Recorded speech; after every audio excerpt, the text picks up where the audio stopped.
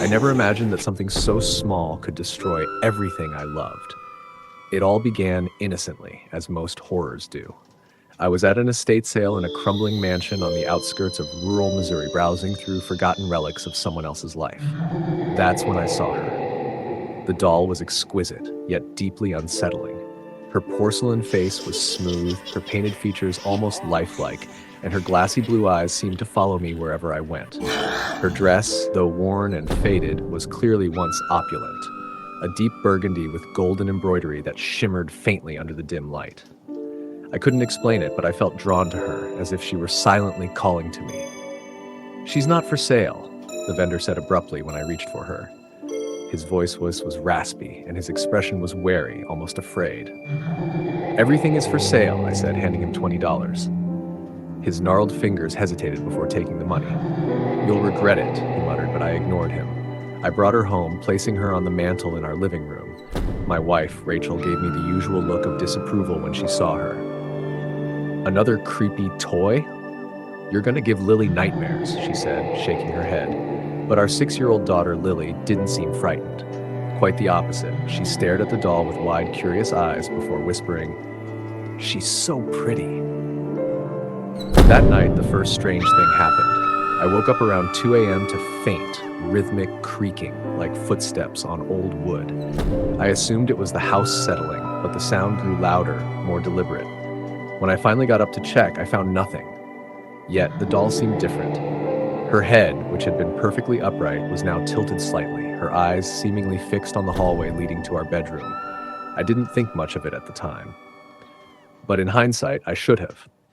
Over the next few days, Rachel began complaining of migraines that no amount of painkillers could relieve. She became irritable, snapping at me over the smallest things. At the same time, Lily's behavior started to change. She became withdrawn, spending hours in the living room, sitting cross-legged in front of the doll and murmuring softly to herself. One evening, I walked in to find her stroking the doll's hair. "Who are you talking to, sweetheart?" I asked. "She's telling me secrets," Lily replied, not looking up. "Who is?" "The doll," she said, her voice distant. That night, I dreamed of a woman screaming. Her voice was raw, filled with pain and rage. I woke drenched in sweat, the sound of her cries still echoing in my ears. The next morning, I found our neighbor's dog dead in the backyard. Max, a friendly golden retriever, had been savagely mutilated. His neck was twisted at an unnatural angle, and his lifeless eyes seemed to stare right at the living room window. Rachel was horrified, but Lily was unfazed.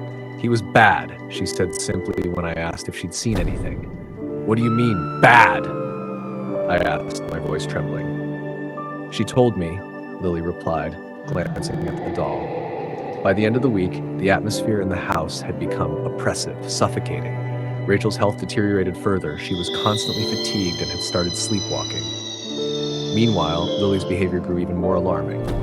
She no longer played with her toys or watched her favorite cartoons. Instead, she spent all her time with the doll, whispering to it in a language I didn't recognize. One night, I woke to find her standing at the foot of our bed, clutching a kitchen knife. "Lily!" I shouted, sitting up. "She says you're bad," Lily whispered, her voice cold and detached. I managed to take the knife from her, but the look in her eyes, empty, almost inhuman, haunted me. Desperate, I moved the doll to the attic, locking her inside an old trunk. But the next morning, she was back on the mantel, her porcelain face tilted in that same unnerving way. Rachel begged me to get rid of it. "I don't care where it came from. Just burn it," she screamed, her voice shaking. But I needed to understand. I returned to the estate where I'd bought the doll, hoping the vendor could shed some light on its origins. The house was abandoned, the windows boarded up. A neighbor told me the man had died weeks ago. Feeling defeated, I went to the library and began digging through old newspapers and records. What I found was chilling. The doll had been unearthed decades ago during an excavation in Egypt. It was buried in the tomb of a noblewoman who had been betrayed and murdered by her family. The doll, it seemed, was no ordinary artifact, but a vessel for the noblewoman's spirit, cursed to bring suffering to anyone who dared disturb her rest. I realized then that the vendor had been right. I should have left her alone. When I returned home, the house was eerily silent. Rachel? Lily? I called out, but there was no answer. I found Rachel in the bedroom, her lifeless body sprawled across the bed. Her face was twisted in terror, her eyes wide and bloodshot. I ran to Lily's room, hoping, praying that she was safe.